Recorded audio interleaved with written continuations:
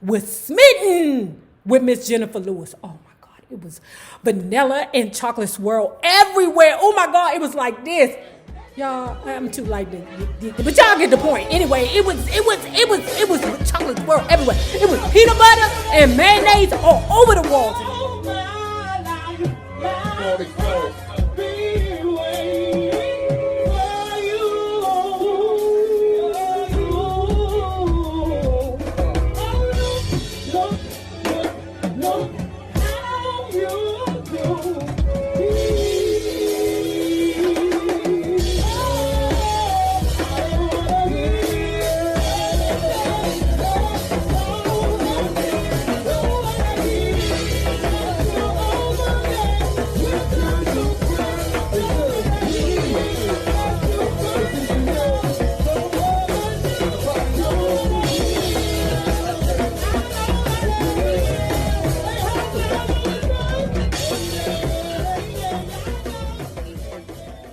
Well, hello there, love bugs. Hello there, Bellas. If you have not already done so, please remember to like, share to Facebook, subscribe, and visit uptopbeauty.com. Today's lookies would be our shades in our lips. All lippies are $10. All shades are $10 or $15. Why don't you go over there and check out the sale? We trying to get rid of all our old stuff so that we can get in some new stuff. But I know y'all digging these shades. Ooh, I call them my Safax Village shades. Ooh, if you from Southwest, you know what's up. Now, let's continue talking about Jennifer Lewis, the mother of Black Hollywood, a memoir. Prince came to see the tour at the Greek Theater in Los Angeles. During the after party at Spago on Sunset, I found him in the back in the dark. I approached him. He extended his hand, which was swatched in a black lace glove. At first, I thought he expected me to kiss it. I instead gripped his hand firmly, but got grossed out when I felt the sweaty moistness of his palms through the lace. Girl! Everybody got their little idiosyncrasies, but a sweaty palm, girlfriend, is not going to get in the way of the Princey Poo crawling all over me. Unfortunately, because I was so focused on my own glory, I did not take the opportunity to engage with the master. Damn. Prince and I met again 26 years later, backstage at the first final Jay Leno show in 2009. You know, Jay Leno, he was the one that took over after Carson on The Tonight Show. Hey, Prince, I'm Jennifer. He smiled and said, I know who you are. Then he turned to his beautiful companion and said, yeah, she's funny all the time. I get tingles just thinking about it. Girl, he carried you. What you should have did, while you sitting there shaking his sweaty palm through a lace glove, you should have finished shaking that mother and took his hand and did like this. Your hand's a little sweaty. So just because his hands were sweaty, you didn't even think about commingling with the principal? Are you crazy, girl? Are you crazy? You were so far in your head that you didn't think to yourself, ooh, this is a genius here. Ooh, I got to get some of his genius inside of me. Like the Corinne Stephens. You know Corinne Stephens. Yeah, we didn't already read that book. You know with her. If she thinks that mother is rich, bright, smart, a genius, anything stellar, oh, she wants it inside of her vagina and or mouth. Touring as a harlot with Bet had put me in greater demand. I was happy to finally start getting the attention for my work that I felt I deserved. I was asked to do one-woman shows at popular venues in New York City, such as Sweetwater's, Freddy's, and the Red Parrot. I was everywhere. June, a friend of my friend, Timmy, in Boston, introduced me to an agent in Washington, D.C. named Jim Kepler, who owned a successful speakers bureau. Kepler encouraged me to develop a solo show that he could book at colleges during Black History Month. I started to work on an idea for a one-woman show I called From Billy to Lena with Jennifer that would pay tribute to great African-American women singers whose lives and art had inspired me. kind of like what I do here. February 1984, I took to the road with From Billy to Lena with Jennifer. But she is prolific with her words and her artistry, right? So I got a little piece of that tour via, the internets. But if y'all can Google it, baby, it's something to inspire. The show was well received. Mark Brown co-wrote the show monologues, and I am eternally grateful to him for creating a meaningful show that entertained and educated college audiences for a full decade of Black History Months. Child, I am so proud to be a graduate of a HBCU. I don't know what to do with myself, child. You can't tell me nothing. I was beyond excited to be cast as a featured performer in Harlem Story, which was conceived by Peter Helsenheimer, a German arranger and conductor known for bringing American jazz artists to perform with his orchestra in Cologne. Cologne. It's a place called Cologne? Okay, all right. Harlem Story was a musical review of works written or recorded by African American jazz and gospel artists. A producer friend assembled an impressive company of gypsies and Broadway actors, including Claire Bath, Vondi Curtis Hall, Connie Brazelton, Ty Stevens, Yolanda Graves, and Roxanne Reese. It was wonderful to be away from New York City. Occasionally, I'd get out of town bookings at places such as the Tralfamadore in Buffalo, New York, and the Pilgrim House in Provincetown, Massachusetts. I did private parties in the Poconos and even went back to Kinloch for a Homegirl Makes Good concert. I was asked to do a benefit performance for an AIDS charity at Studio 54. The legendary disco was just a block from where I lived, but it was my first time there, and it would be my last. I was there to work. I didn't go to clubs to socialize, not disco clubs anyway.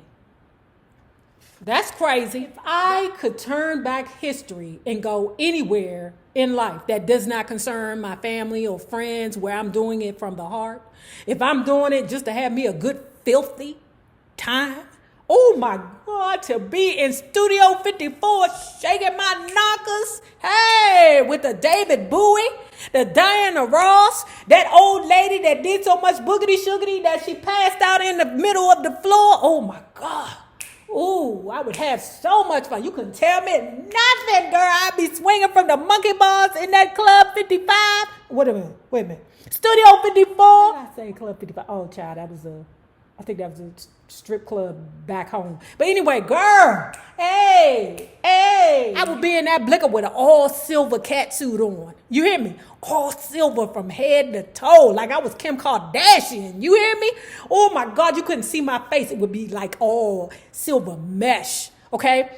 So I would be in there with my new knockers and some silver long thigh-high Rickety James boots, girl. Oh my God, and an old crown on my head, tilted to the right. Ooh. I wouldn't even speak to nobody. I don't even smoke cigarettes, but I'd just be just like this with the cigarette.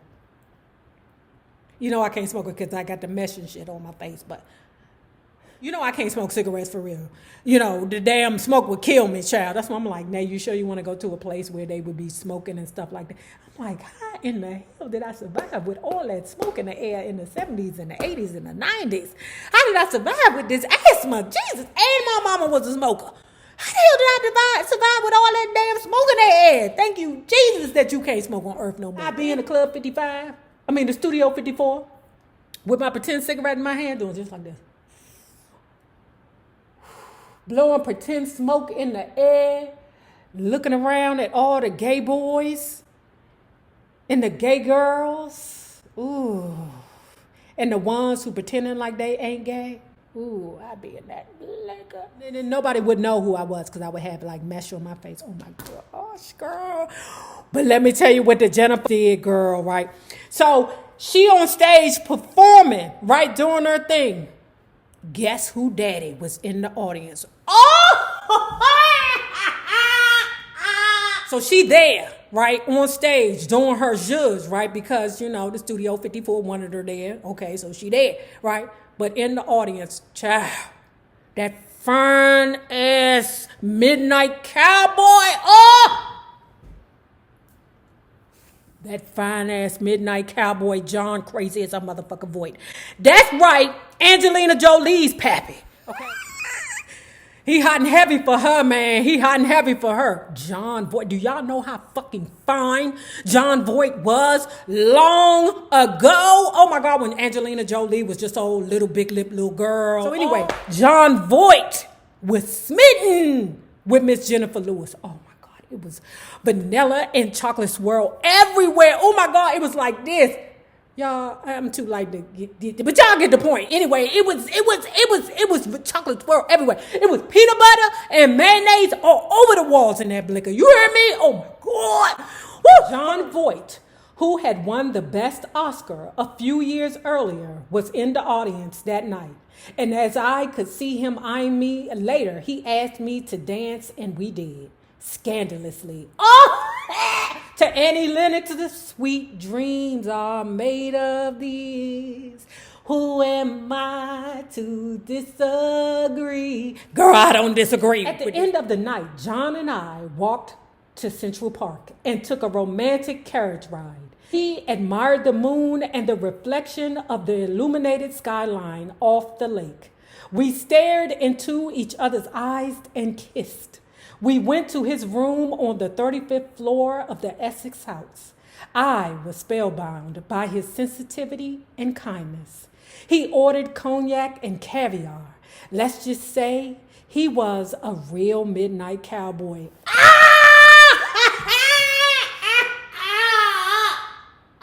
Some things I will never be mature enough for, like shit like this. He walked me the 6 blocks to my apartment the next morning. I wanted so badly for one of the gypsies to see me with John Voight. But gypsies, they don't get up that early. Lee Summers, a singer, was in the original cast of Dreamgirls. One of our favorite things to do together was people watch. Like the time we were sitting at the outdoor cafe and saw a man running away from a taxi driver he'd stiffed for the fare. Poor bastard slipped and fell on his face. And in unison, we sang Karma. I was there when the AIDS crisis really broke open in the U.S. media. One day I decided to go ahead and sleep with the club's gorgeous maitre d' after that night's show. Then someone phoned and told me that Luther Vandross had AIDS. He had lost a lot of weight, and as a result, this rumor was born. Remember when we read the Richard Pryor book, and Richard Pryor said that people were saying the same thing about him? Back then, the ignorance of HIV/AIDS was so stifling that you had no way of knowing what was true and what was false. All we had was our fright. That's all we had. People were frightened. People were feared. All we had was our fear. That's it. That's all we had to go on. That's it. Now, that ain't stopped niggas from fucking. He had lost a lot of weight. And as a result, this rumor was born. During this period, people were paranoid. Everyone who had lost weight or suddenly fell ill was rumored to have the virus. Nonetheless, when I heard that, oh, did I put the brakes on the maitre d'? I had heard someone on the news say something to the effect of, whomever you slept with, you have essentially slept with everyone they have slept with for the last 7 years. I said to a friend, honey, I don't want you to book me a flight around the world.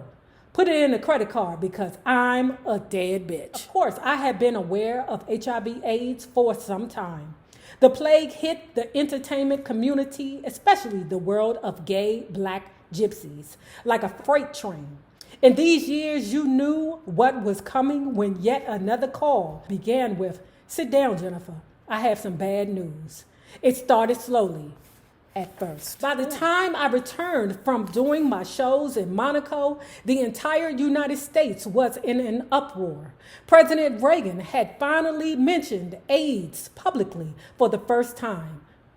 I remember that. But those SOBs in the government did almost nothing to address or remedy the situations, probably because it was mostly gay men. But then America began to freak out when it became clear that heterosexuals, women, and children were also at risk. Let me tell you something about the government. I love you, government. I don't mean no problems, but I'm telling the truth. The government has never and will never be proactive. The government will always be reactive. It's cheaper to be reactive than proactive. They're trying to make you feel like this situation right here with this COVID, they're being proactive, but they've been knew this shit was coming. They've been knew. Now it's a problem. So now they're being reactive. It's cheaper to be reactive instead of proactive because you let the people die. You let everybody get addicted. You let everything get fucked up. And those stragglers that are left behind who didn't succumb will help you. To try to alleviate our feelings of helplessness, my friends and I came up with the idea called Divas for Dollars. For several Saturday nights, when the gay spots were jumping, a few of us gypsies, including Sharon McKnight, Karen Mason, Lena Katrockus, Nancy Lamott, and Amy Ryder, popped in to perform a couple of songs before we passed the hat for AIDS relief and research. It wasn't much, but I like to think that we made a difference. I cursed at God as the AIDS toll mounted. In late January, Quitman gave me terrible news. He was leaving New York City for San Francisco. I went all the way off. A screaming, crying, snot-filled breakdown. He said he was going out west to find someone to produce the music he'd been working on for years. I cussed him out for losing hope and leaving. I did not know what I would do without him nearby. One morning in early January, the bedside phone jarred me awake at 3 a.m. Quitman spoke softly, the fear in his voice nearly palpable. I'm in the hospital, Jen. I'm sick. This time, I think I'm really sick. The nurses would not allow me to stay in the room for more than a few minutes. By the time I got to the parking lot, I was falling apart. I saw red. Then I saw black because all I could see was death. Quitman's illness and the near constant news of another friend stricken by AIDS caused me to channel my grief into many AIDS causes. Over the years, I launched at least a dozen AIDS walks and performed at numerous fundraisers. No doubt there has been progress on the AIDS front, but it saddens me that many people, gay and straight, continue to get the disease. The struggle isn't over. My friend Lewis, St. Louis, who has been truly important to my career, came through for me in a big way. Lewis was well connected in showbiz circles and invited agents from William Morris to Don't Tell Mama to see my one-woman show, How I Spent My Summer Vacation. And yes, the biggest talent agency in the business signed me immediately. Finally, my big break.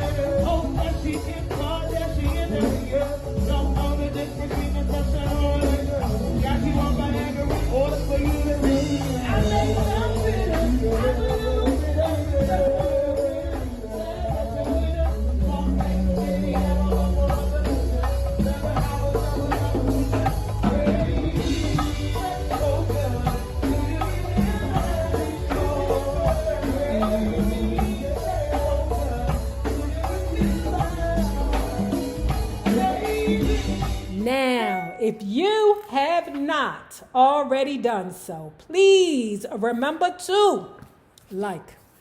Share to Facebook, subscribe, and visit uptopbeauty.com. Now remember this, the same people that you meet on the way up will always be the same people that you meet on the way down. My naysayers, my patron loves. You babies, have a good one. Peace.